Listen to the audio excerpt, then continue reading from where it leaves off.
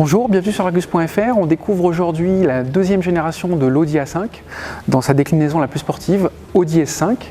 Un modèle qui est dans la continuité stylistique de la première mouture née en 2007. On remarque néanmoins un capot beaucoup plus bombé, une calandre plus large et plus basse, avec des nervures qui évoquent le concept car Prologue, qui traduira lui les nouvelles générations d'Audi. Et puis surtout ces phares dont les contours sont tranchés au scalpel. C'est très direct, c'est très incisif et ça donne de la personnalité au véhicule.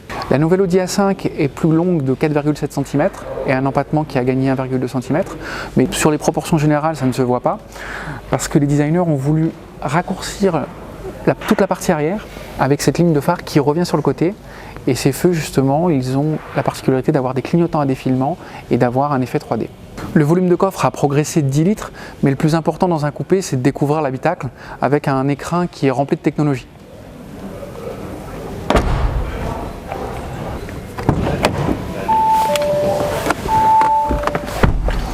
La planche de bord est commune avec l'Audi A4, donc on retrouve cet écran de 8 pouces, l'interface MMI.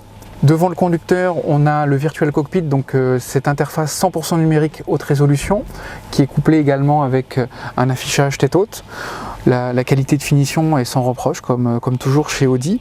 C'est surtout aux places avant qu'on appréciera le coupé Audi, parce que ici à l'arrière, on est plutôt serré au niveau de la garde au toit.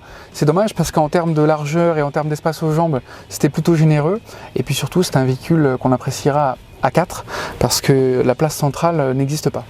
L'Audi A5 sera commercialisé au mois de novembre, toute la gamme, y compris cette version haut de gamme S5 de motorisation de 354 chevaux.